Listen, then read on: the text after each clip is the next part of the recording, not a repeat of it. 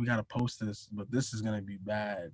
I had people calling me, telling me they're at the mall right now getting their fits. I'm like, no. Better keep the receipt. I was like, damn. And then I made sure I was like, you gotta post it first. I was like, I can't.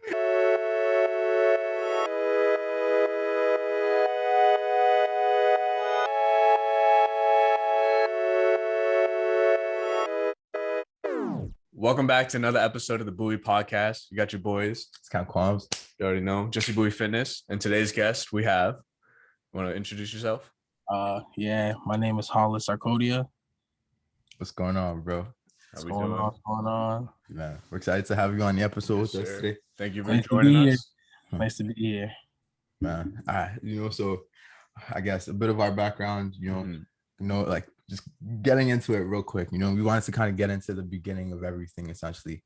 I guess what made you decide you wanted to be an entrepreneur? You know what I'm saying, to begin with, or what are some of the, if there's a specific reason why you decided to dive into that? Yeah, I mean, me personally, like I work a lot, but I don't work because like I like it. Like, I don't like clocking. No one likes work. I just do it because I know like at a certain time I'm gonna have to. But it's like as I was growing up, I realized that like owning your own things is 10 times better because you're employing someone to do the work that you need that's gonna help increase your quote unquote revenue. Mm-hmm. So in that sense, like if you're able to get people to buy into this whole aspect of doing something to further better something, you're gonna make so much money. And I feel like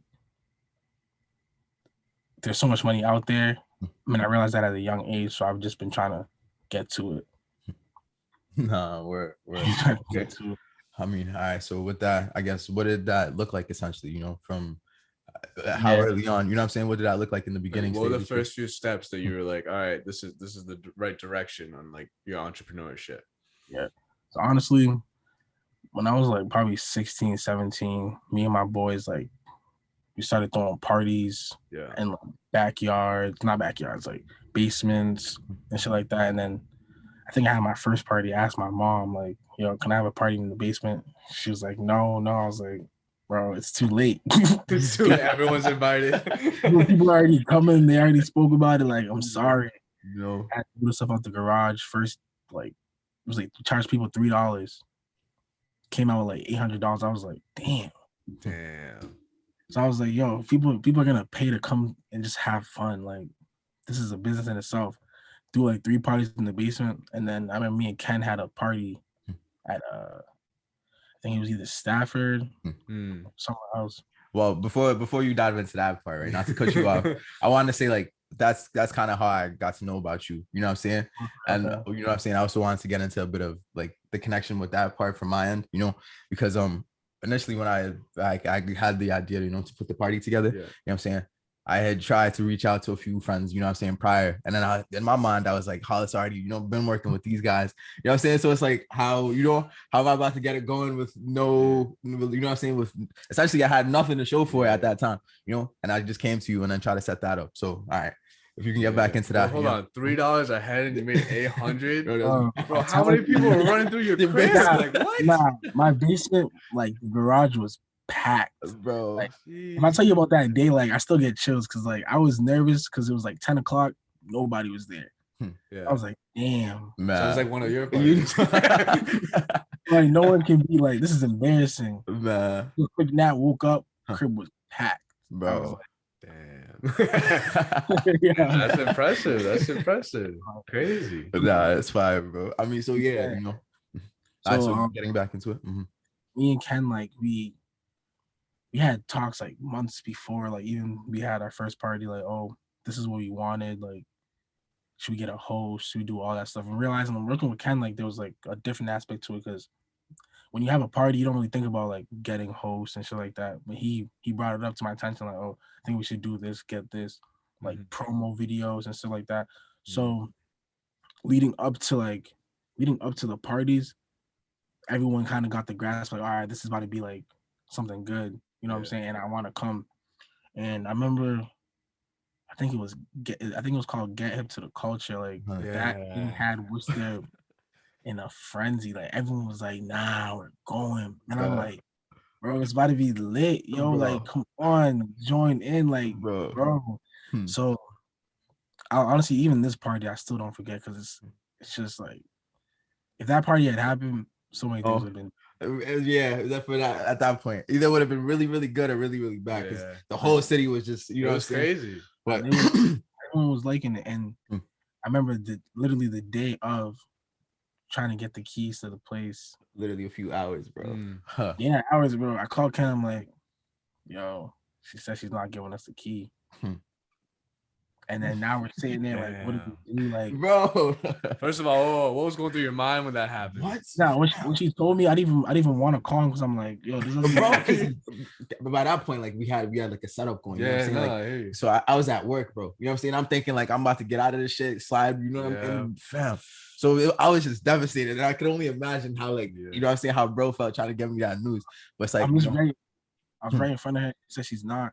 I'm asking her why. She said she's hearing stories about that it's a party that she can't open the door. Like she was telling us a lot of things. So it was like 2 hours in, I'm like, bro, we gotta post this, but this is gonna be bad. I had people calling me, telling me they're at the mall right now getting their fits. I'm like, no. Better keep the receipt. I was like, damn. And then I made sure I was like, you gotta post it first. I was like, I can't take that bullet. Nah, absolutely not. Oh man. Nah, but of course, this was a few years prior. Obviously, we were like 18, 19 at the time, you know. So this is wild. Very young, yeah. I feel like I grew around people that were always like, that always had like a goal to strive to be something. So they low key put like me and sort of Kenneth in that way, because you just like, we all have paths, and you start to meet certain people at certain paths, and then you realize like what you can provide or what they can provide for you, and you make sure it's just good. I feel like the time that we have is good. 100. All right, so I mean, with going into that, obviously there was a whole bunch of lessons that we learned and had to go through with that part. You know what I'm saying? But from that point, that's a kind of a broad sector, you know what I'm saying, of entrepreneurship. What made you decide then to like, all right, now I'm gonna buckle down and like pick one thing and like stick, you know what I'm saying, and stick to it? And what was the catalyst for that, as far as photography and all that from that point? So like, honestly, it took me a while to realize that I liked doing videos and stuff, because I never really wanted to be in the camera. I always minded, I never minded being behind it. And I realized that like, I was looking at certain people's music videos and I'm like, everyone's different. And if I do something, I can make it totally different, even if I'm with someone at the same location. Yeah. So it's like that creativity just low-key opened up my eyes in the sense that like the world is so big. Yeah. And no matter where you are, you can make it. So I felt like I can provide a service to someone in need, not in need, but that would need it, of course. Yeah. Supply and demand. Yeah. Absolutely. So from then I just try to take it how it is. I also like, one of my uncles is a photographer. His name is Andrew, and he taught me like a bunch of stuff about pictures. And then I was like, I like the video more. And he even taught me still. But to this day, I work with him, but I also shoot by myself now. So it's like, I just created a logo for my own brand. Trying to get that out soon. But it's like, it's a progress. It took me a while. And also it's like that whole anxiety of being in front of people, shooting something, like the work you do after, because many people just realize like, oh, you're just here to be here, like, oh, you're here for 2 hours, but then I gotta go home, think about how I want this to be out, and all that. So it's a whole lot. But I mean, it's a whole lot, but it's not something I didn't want to do. Well, you mentioned one thing as far as like being in front of people, you know what I'm saying? How do you kind of deal with that then, as far as like, there's a whole crowd, you know, there's a whole crowd of people, and you'd be like, all right, yo, do this, do exactly what I need you to do, you know what I'm saying? Like, sometimes I feel like whenever I am shooting now, recently I've been in the zone where I just tend to like tune people out. But I feel like that also comes with like experience, because in the beginning I was anxious. I'm walking around. I'm like, I'm like, damn, I can't even like breathe. I'm like, shit. And I didn't even think I could feel this way too, if I'm being honest. Because I'm just like, bro, it's regular. You're in front of people all the time, but nah, it's a whole different thing. True. No, word. So I mean, as far as like the way maybe you're approaching talking to people, or the way you carried yourself, did anything have to change from the beginning? I mean, I wouldn't say I'm not proper, but I do have a way of carrying myself in the sense that it's like respectable among everyone. So I remain that, and also like keep who I am, like make the jokes, funny comments here and there, but it's all like respectful. You know what I'm saying? No, I hear that. Would you say that you're in a position of being like somewhat of a director when you're doing your videography? Lately, in the beginning, and that's another thing with how I started. When I started shooting things, I was always like laid back, waiting for someone to say something, then I would do it. But now, like I'm watching things, seeing things, and I'm like, you know what, this could be different this way. Let's try this.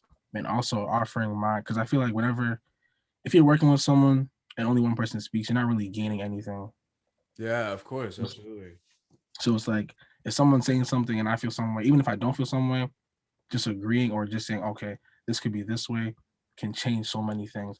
And that's what I've like in the past like 2 months, I would say that I've done a better job in directing like my shoots.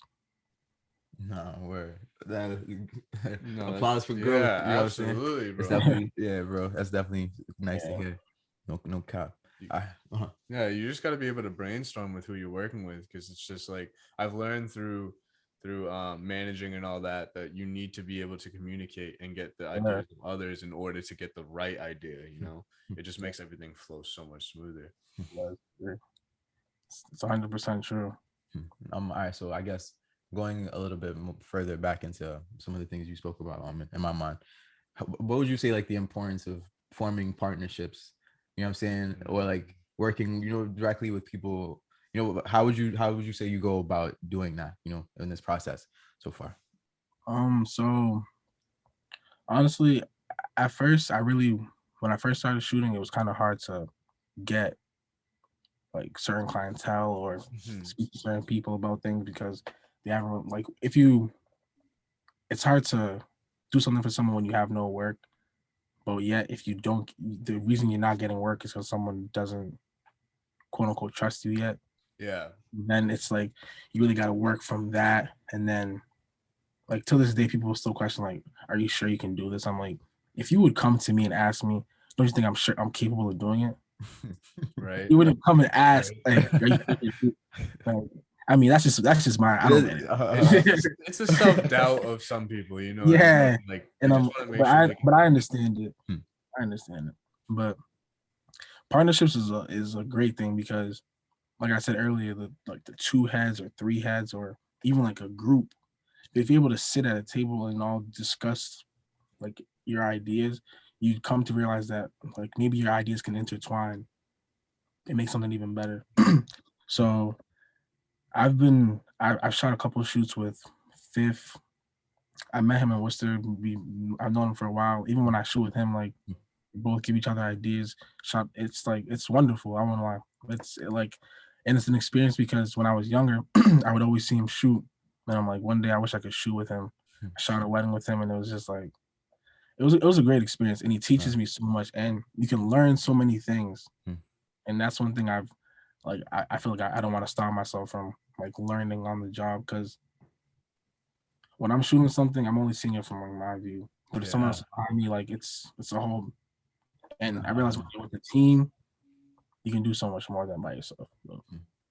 Man, no, you definitely put out a few good points there. No, for sure. Definitely. No, Hollis, I like how what you said was that you see it just from your point of view.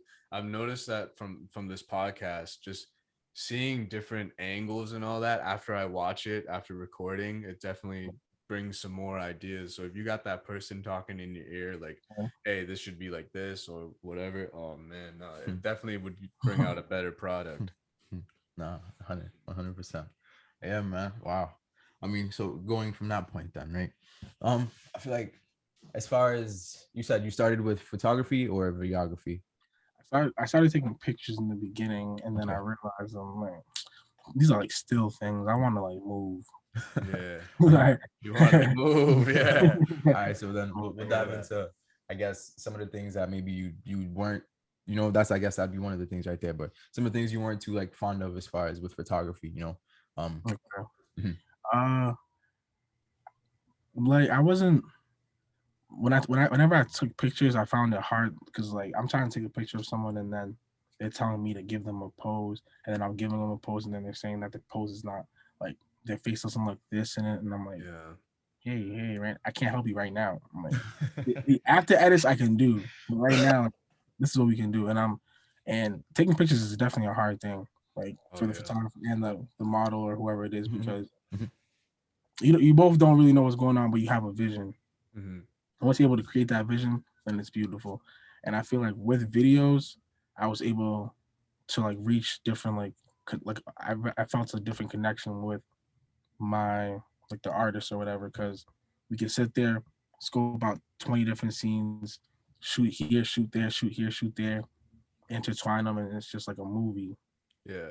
And then also I would say like now I even wanted to start getting into like shooting movies and stuff like that, because I feel like that's where I'm all about money. Like, but I'm also about like leaving something, like putting work into something and getting like a great effort out of it. Because I feel like in Worcester I haven't really seen people like shoot something like that. If I'm able to shoot something like that, could be something. But No, 100. just like some thoughts I be putting out. 100.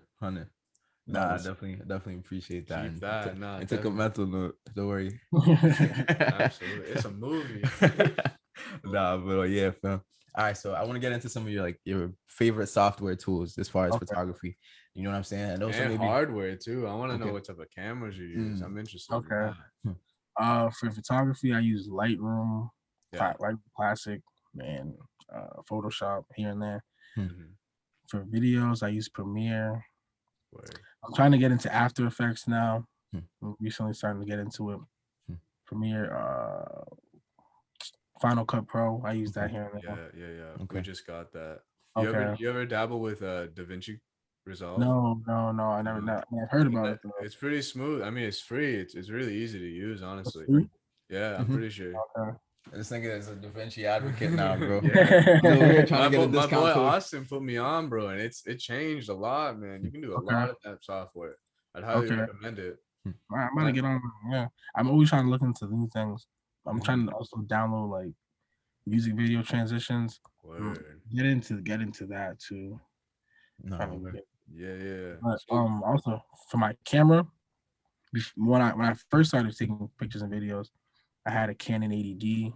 It was like a crop sensor lens, so let's say like the focal length is like 18, it'll give me like 35. So it's like a zoomed in thing. Oh, okay. Yeah. So it was like but it was a great camera. Like, so I always had a 35 on it, so I act like a 55. So it's very close when I shot. And then I had to save up money from shoots, and then I bought a Canon A7 III. When I bought the Canon A7 III, like everything just changed, because I was like, the creativity on that camera is so deep, and like now I'm also starting to get into like picture profiling, so it's like coloring the whole thing. So I'm shooting on RAW. It's nice. It's nice. Good shit. That's clean. Good shit for sure. Nah, because when we first started recording this, I was using I think a Canon Rebel T6 or something like that. I think that's the name of it. Yeah. I mean, it was calm, it was smooth, but like we had to make an upgrade. You know what I'm saying? Yeah, bro. I don't know the name of the camera we're using now. My boy JP let us borrow it, bro. It's fire. It's like one of them. Well, one of those hefty, you know what I'm saying? Like, you know. Okay. Yeah, bro. I want to see. Not good. I don't even know this. Like, I really don't. I don't know that. I mean, we can send you that. Once you wrap up, bro, we'll just we just got for free. That's all I care about. Yo, he blessed OD, no cap. He blessed OD. At the end of the episode, if anything, you know what I'm saying? I'll just put it up somewhere. I'll figure out the name. Issues in 4K. It's so smooth, bro. Yeah, see, that's what I also want to get into, that 4K, but that's just. It's a different beast, bro. Man. I don't like. We're not even doing 4K. Like, I don't even want to like get into that, because it's a lot. The editing files are 10 times bigger. So it's a whole lot. Bro, and we're already working with like hour-long clips. Mhm, Like, yeah, so I'm yeah. not doing it. Yeah, even hard drives. Like recently, I bought a 5 terabyte hard drive because Jeez, yeah. I've been having to store things, and I don't want to lose them. Because you don't want to have like 70 of them. No, yeah, At no. one point, you're gonna have to, but like I don't Mhm. want to start off with 70.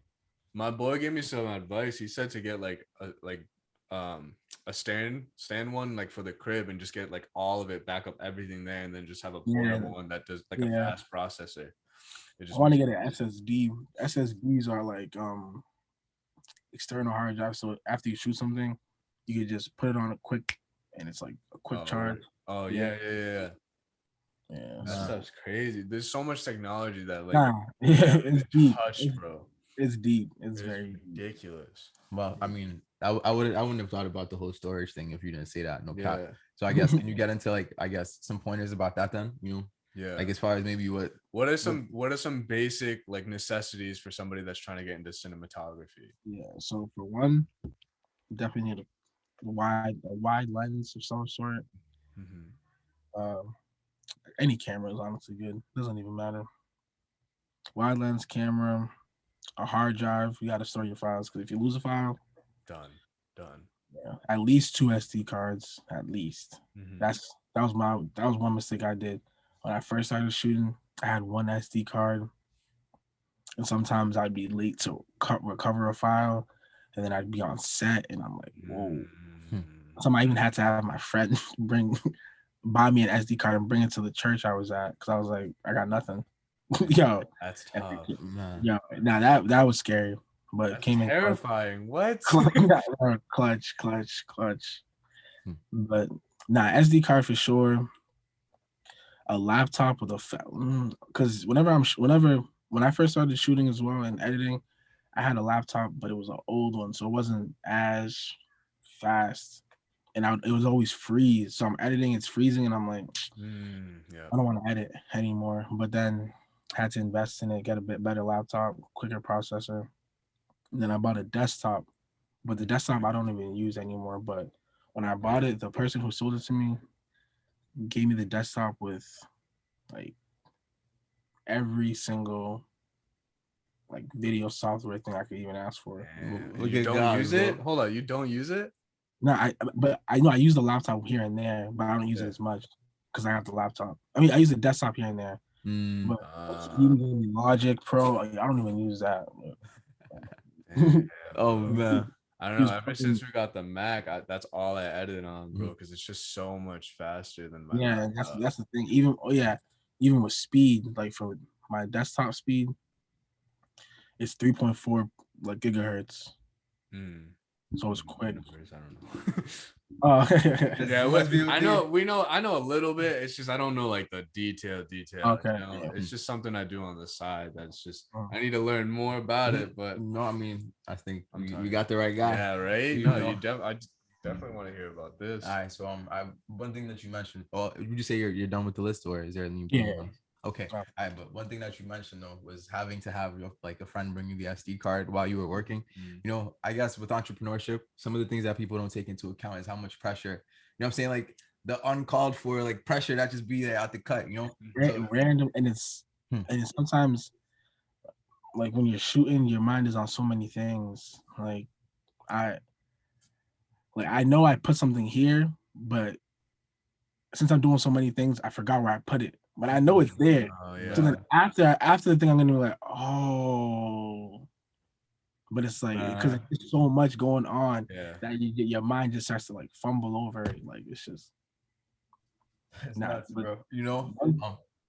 Well, are you able to get into like a specific story or maybe an example of like how that's happened? You like at a gig or something where you know what I'm saying, like something something went down and you had to keep your cool and just keep it pushing. So I could even I could explain I forgot the SD card at the church. So we shot. It's not I forgot the SD card. The SD card was full. So we shot the pre-church. Okay, we shot the hotel. It lasted for like 3 hours. So that's what was taking my footage. So on the SD card, I had like 4 hours on it. So when we got to the church, the pastor spoke for like 45 minutes. So then I realized I had 15 minutes left. And I'm like, Damn, they haven't even did vows. We haven't done anything. So, and I'm like, I can't go back and delete the files from the previous thing because I don't think some of those went on my computer. So now I'm sitting there and I'm shooting, but I'm trying to think of like how I'm gonna be able to go get an SD card and come back when I know I can't leave. So I'm just like, damn. So I'm going through my phone, and I'm like,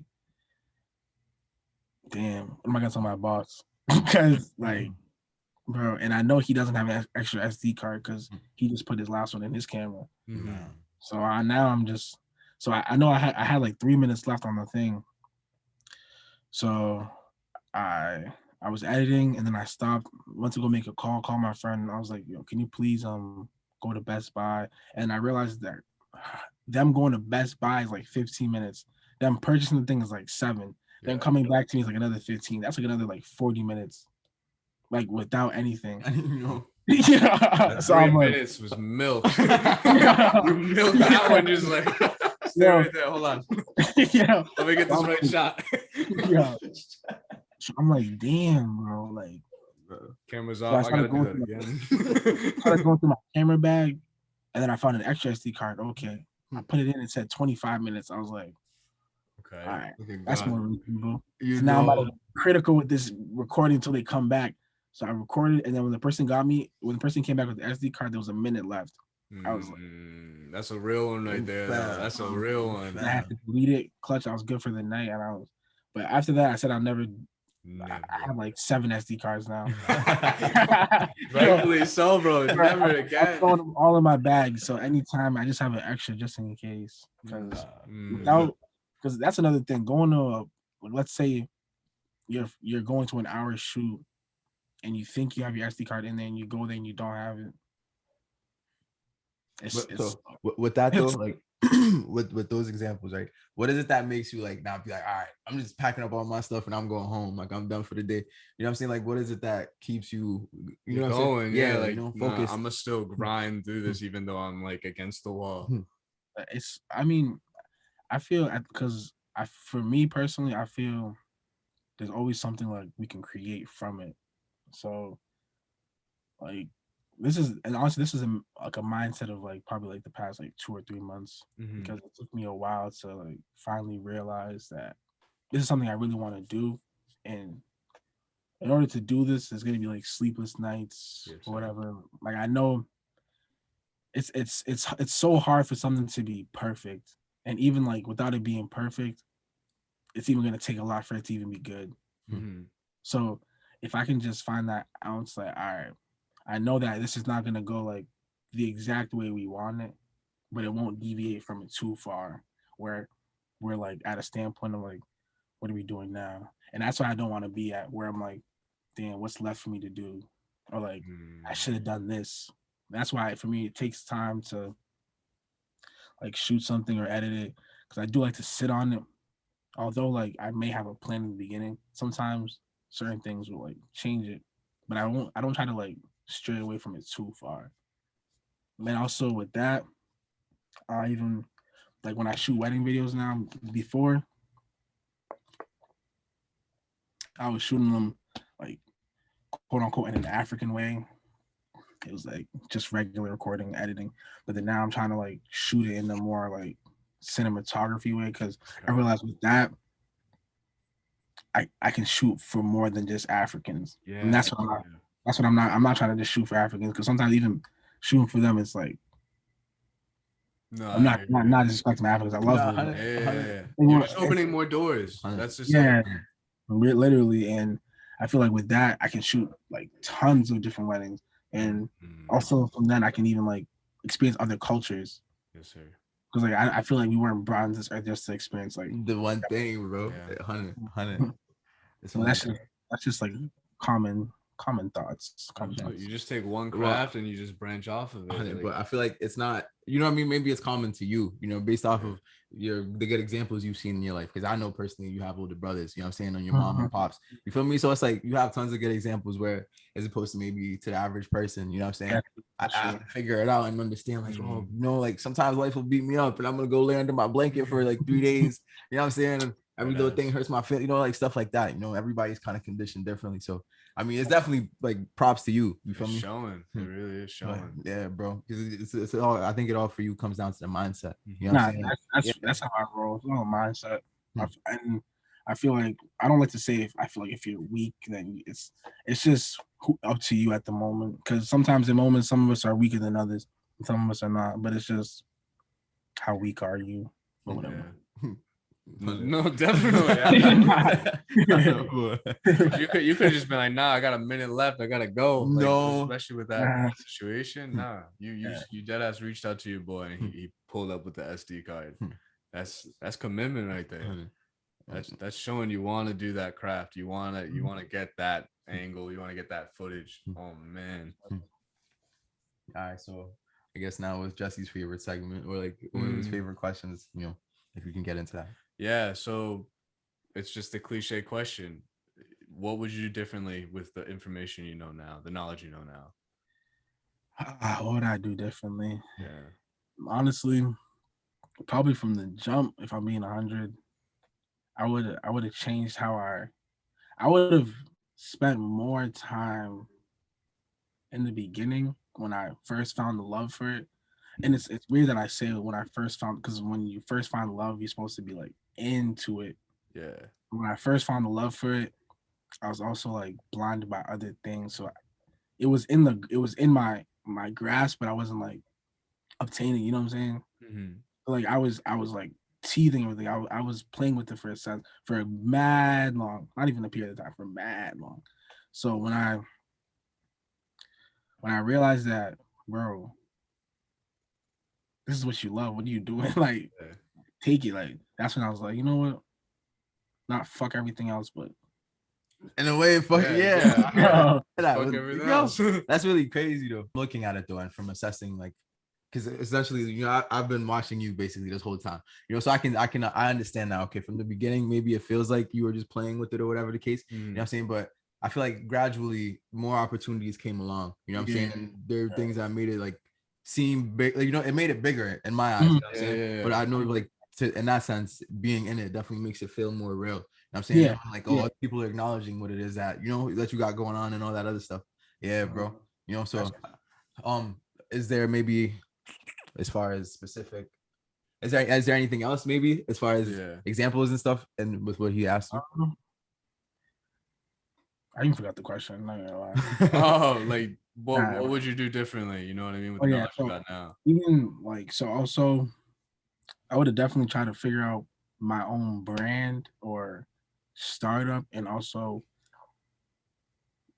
had a way of maintaining or establishing like a price. So that was also like that's also been a big factor in like being an entrepreneur, like trying to know your price, not what the customer needs. You know what I'm saying? But at the end of the day, you're bringing a service to me, so therefore you trust me enough.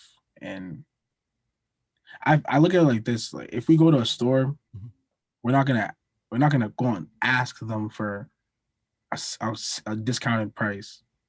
You're gonna pay for the price. You know what I'm saying? But if you feel it's not right, you're not gonna buy it. Okay. Yeah. You know what I'm saying? Okay, so no, definitely. So if I don't know my price, and then someone's coming up to me, they're gonna value me at anything, and then I have to basically take something, which is basically I'm losing, because they're telling me what they feel is right for me.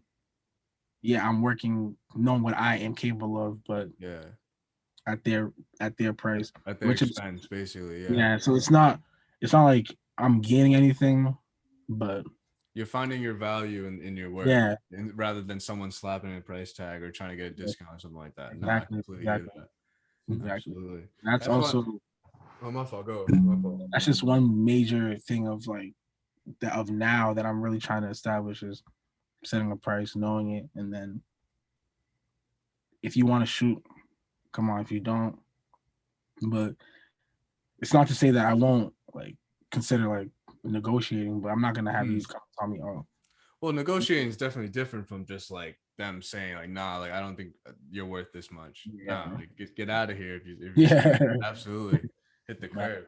But now, would you say that you enjoyed this the cinematography more when you got more value out of it? That's Yeah, frustrating. I feel it took me a while to really like say I was in it for the money, because in the beginning I was just shooting and shoot, Mhm. and I wasn't. Yeah, I was getting paid, but the time I was putting into it really equated to nothing. Yeah.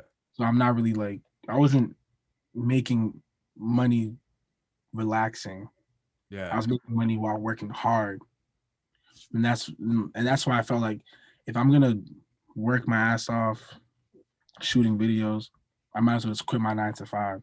But then if I'm working my ass off and working a 9 to 5, doesn't that mean I'm not making enough money? Okay. So then I'm like, okay, so therefore I gotta make sure I know what I am, like value the time that I'm shooting and the time that I'm editing. Because yeah, I'm gonna shoot for, let's say someone will say, oh, I want you for 3 hours. Okay, let's say it's $50, 150. Okay, but then I gotta spend 2 hours to edit. So now I'm getting paid 150, but then I'm working 5 hours. Yeah. So now it's like, do you break it down? It's like, okay, is it worth it, and all that stuff. But just trying to set a price is my All main. right, so with that part, right? Since you mentioned that, remember, if you recall, what we used to do with the parties, bro. We just looked around at what other people were pricing their parties at. Yes, You know what I'm yes, saying? yes. And then figure like, okay, this is how much each ticket should go for. You know what I'm saying? At this level or whatever the case. You feel me? So I feel like that's kind of a way to go about tackling that. You feel me? Without saying too much. You know what I mean? That's true.